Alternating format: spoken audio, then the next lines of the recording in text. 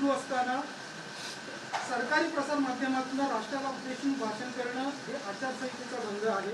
दुसरं त्याला जोडून जे संबोधन केलं तर दोन अतिशय कठोर शब्दांमध्ये विरोधकांवरती हल्लाबोल केला आहे. विरोधकांचे कृत्य म्हणजे भ्रूण हत्या आहे आणि संविधानिक पाप आहे. बघा, नरेंद्र मोदी काय बोलतात याकडे देश गांभीर्यानं पाहत नाही.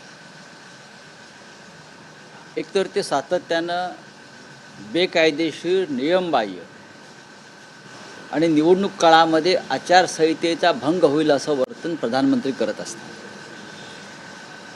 आणि कायदा माझं काय वाकडं करणार या भूमिकेत ते असतात. एकतर ते खोटं बोलतात. त्यांना खोटं बोलण्याचा राष्ट्रीय आजार जडलेला आहे. राष्ट्रीय आजार अंडरलाईन. देशाच्या पंतप्रधानांना खोटं बोलण्याचा राष्ट्रीय आजार जडलेला आहे आणि तो भयंकर आहे. महिला विधेयकाची भ्रूणहत्या कसली? खरं म्हणजे महिला विधेयकाची गोहत्या तुम्ही केलेली आहे. 2023ला हे विधेयक मंजूर झालं आहे.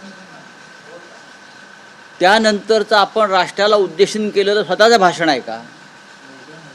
की तुम्ही ज्या अत्यानंदानं देशाच्या महिलांना शुभेच्छा वगैरे दिल्यात, या राज्याचे मुख्यमंत्री देवेंद्र फडणवीस यांचं सप्टेंबर 23 मधलं तुम्ही निवेदन आहे का? ट्विट पहा.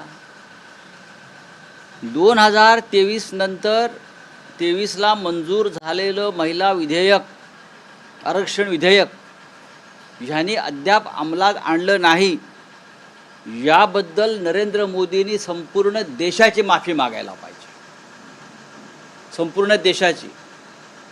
हे मगरीचे अश्रू ढाळणं बंद करा. लोक आता फसणार नाहीत. राष्ट्राला संबोधन काय असं संकट राष्ट्रावरती आलंय? काल एक डिलिमिटेशन बिल तुमच्या मनमर्जीनुसार जे आणत होता त्याचा पराभव झाला. हे राष्ट्रावर संकट नाही, फार तर भारतीय जनता पक्षावर संकट आहे. आणि भारतीय पक्षावरच्या संकटासाठी राष्ट्राला संबोधन करणं हा मूर्खपणा आहे. भारतीय जनता पक्षाच्या पराभवासाठी राष्ट्रीय देशाच्या प्रसारमाध्यमांचा निवडणूक काळामध्ये गैरवापर करणं हा एक फार मोठा अपराध आहे. जे छाती पिटून घेत आहेत, आक्रोश करतायत, ढोंग करतायत महिला आरक्षणाच्या नावाखाली, त्यांनी 2023ला काय झालं संसदेमध्ये ते एकदा तपासून घ्यायला पाहिजे. कालच्या भाषणामध्ये मोदींच्या 86 वेळा काँग्रेसचा उल्लेख होता. 86 वेळा. ते काँग्रेसमुक्त भारत करायला निघायला होते. त्यांच्या डोक्यातून काँग्रेस अद्याप गेलेले नाही. 11 वर्षामध्ये 12 वर्षामध्ये काँग्रेसमुक्त भारत करायला निघाले होते. आणि त्यांच्या नसानसामध्ये काँग्रेस आहे. रक्ताच्या प्रत्येक थेंबात आणि श्वासामध्ये काँग्रेस आहे. शब्दामध्ये काँग्रेस आहे. विचारामध्ये काँग्रेस आहे. हे मोदी कळत नकळत सांगतायत की काँग्रेसशिवाय या देशाला नेतृत्व कोणी देऊ शकत नाही. हे मोदी वारंवार हे सिद्ध करतायत त्यांच्या कृतीतून. 850 जागा त्यांना लोकसभेच्या करायच्या होत्या, त्या आम्ही रोखल्या. याच्यामध्ये महिला आरक्षणाचा काडीमात्र संबंध नाही. 2023ला जे महिला आरक्षणाचं विधेयक मंजूर झालेलं आहे, सर्वानुमते 543 जागांच्या संदर्भात, त्या 543 जागांमध्ये 33% जागा महिलांना द्यायला आमची काहीच हरकत नाही. पण 543 जागा जर दिल्या तर कदाचित भारतीय जनता पक्षातले जे थोर पुरुष मंडळी आहेत त्यांच्या जागा महिला राखीव होतील. त्यात अमित शहांची पण जागा राखीव होऊ शकते. वाराणसीची जागा राखीव होऊ शकते. अनेकांच्या जागा राखीव होऊ शकतात महिलांसाठी. त्याच्यामुळे या थोर पुरुषांच्या जागांचा बचाव करण्यासाठी त्यांना 850 जागा निर्माण करायच्या आहेत. ही अत्यंत लाजिरवाणी आणि भयंकर अशी गोष्ट आहे. आणि देशासमोर हे सत्य आलेलं आहे. त्याच्यामुळे मोदींनी किती आक्रंदन केलं तरी काही फरक पडत नाही.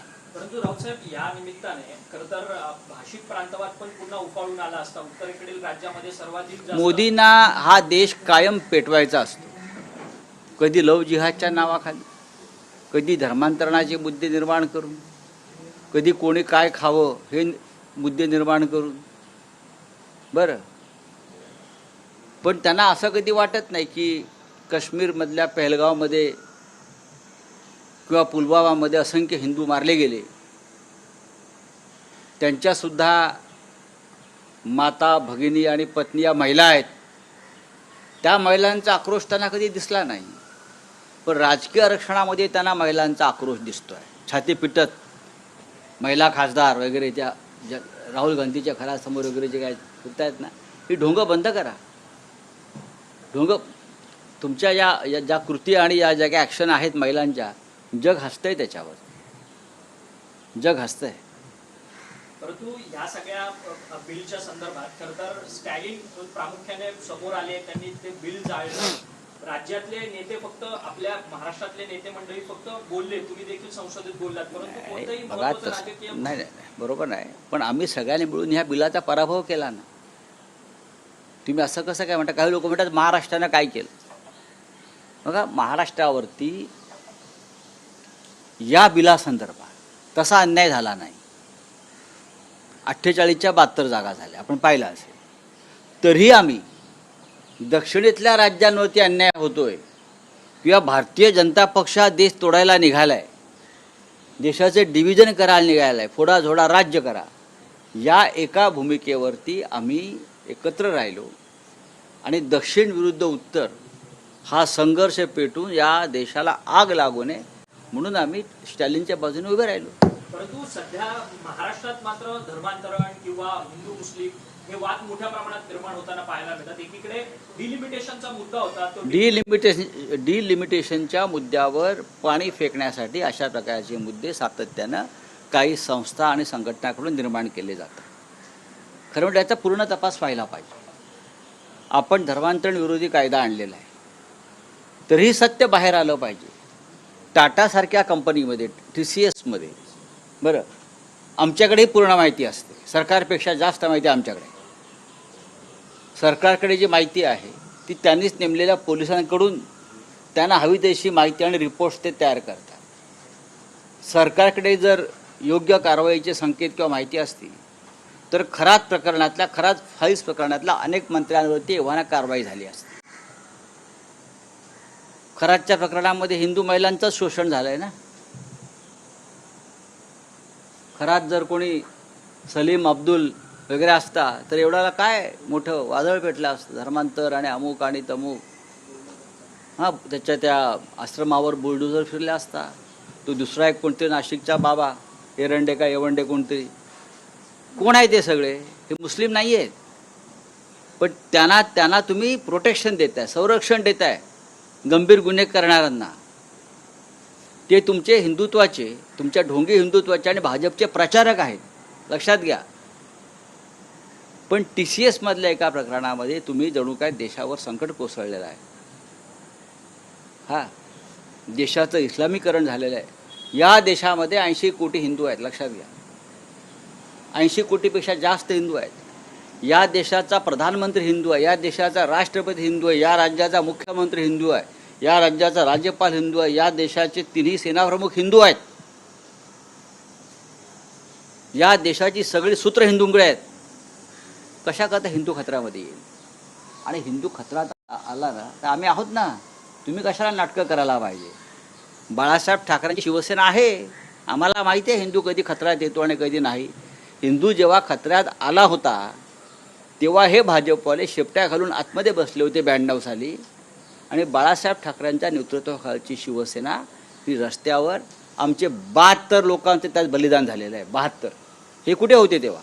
नितेश राणे म्हणतात की बॉलिवूड मधल्या खान लोकांमुळेच लव जिहाद होतोय, त्यामुळे शाहरुख खान, आमिर खान अशा खान अभिनेत्यांचे चित्रपट पाहू नका. असं तुमच्या देवेंद्र फडणवीसांना सांगा किंवा नरेंद्र मोदींना सांगा.